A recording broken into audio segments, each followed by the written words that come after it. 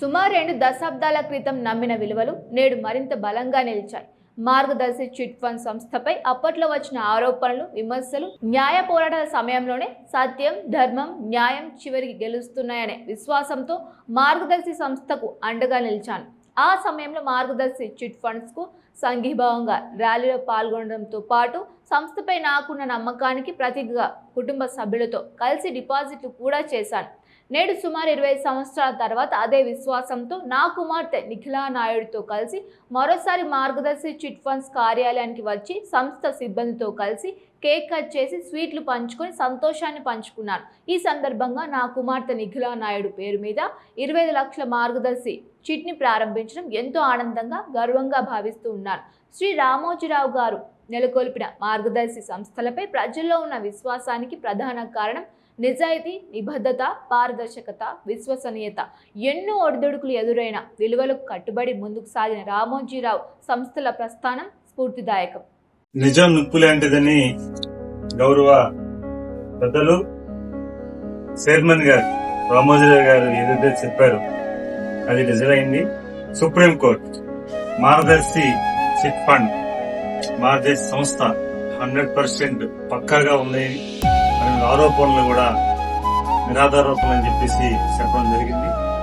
అందుకు ఈ రోజు శ్రీకాకుళం బ్రాంచ్ లో ఈరోజు సెలబ్రేషన్ చేసుకుంటున్నాం. దీనికి విశేషం ఏంటంటే ఎప్పుడైతే 2006లో నవంబర్ లో ఒక ఇష్యూ వచ్చింది మార్గదర్శి మీద, అప్పుడున్న పాలకులు ఒక కక్షాజిత్ చర్యగా ఆ రోజు ఒక విషయం తీసుకొస్తే, ఆ రోజు ఒక కస్టమర్ గా, ఒక వ్యక్తిగా నేను ఆ రోజు వచ్చి ఇదే బ్రాంచ్ లో వచ్చి దాదాపు కస్టమర్ తో సంఘీభావం ర్యాలీ చేసి 7 రోడ్ జంక్షన్ నుంచి మార్గదర్శి ఆఫీస్ వరకు ర్యాలీ చేసి వచ్చి స్వచ్ఛందంగా మేము చెక్ కట్టడం జరిగింది. మా తొలి ఆదాయం మార్గదర్శి వచ్చేది చాలా చాలా ప్రయోజనం పొందాం. మళ్ళీ ఈరోజు అంటే దాదాపు 20 సంవత్సరాలు మళ్ళీ నా కుమార్తె, అప్పుడు మా కుమార్తె 2006లో పుట్టింది. ఇప్పుడు ఆమె పెద్ద 20 సంవత్సరాల్లో BBS కంప్లీట్ అయ్యి, గ్రాడ్యుయేట్స్ కంప్లీట్ అయ్యి ప్రైవేట్ కంపెనీలో తను ఉద్యోగం చేస్తుంది. తను తొలి సేవింగ్ కూడా ఈరోజు వచ్చి స్వచ్ఛందంగా వచ్చి మళ్ళీ ఇక్కడే మేము ఈరోజు సిట్టు 25 లక్షల సిట్ను మనం ఈరోజు కట్టడం జరిగింది. అంటే ఒక నిబద్ధత, నిజాయితీ, ధర్మం, సిస్టమ్ మీద గౌరవం ఉన్న వ్యక్తులు ఈనాడు సంస్థలు, ఈనాడు గ్రూప్ సంస్థలు. అలాంటి వ్యక్తి వారు భౌతికంగా లేకున్నప్పుడు కూడా ఈరోజు మార్గదర్శి సంస్థను కానీ, ఈనాడు ఈటీవీ కానీ, లేకపోతే రామోజీ యూనివర్సిటీ కానీ అన్ని సంస్థలు ఏర్పాటు చేసిన ఈరోజు అదే నిబంధనతో వారు లేకపోయినప్పుడు కూడా అదే సిస్టంతో ఈరోజు ముందుకెళ్లారు.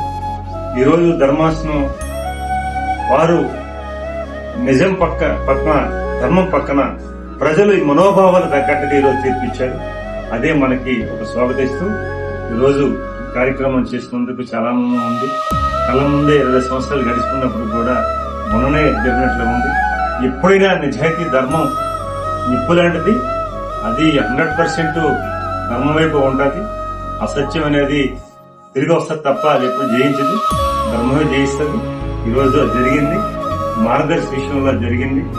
మార్గదర్శి విషయంలో నేను మా శ్రీమతి ఇద్దరం కూడా అనుకొని మ్యారేజ్ అయిన తర్వాత ఫస్ట్ ఆదాయం ఖచ్చితంగా మార్గదర్శిలో సేవ్ చేయాలనుకున్నాం. సేవ్ చేసిన తర్వాత ఆ సీట్స్ ద్వారా మేము ఇల్లు కట్టాం.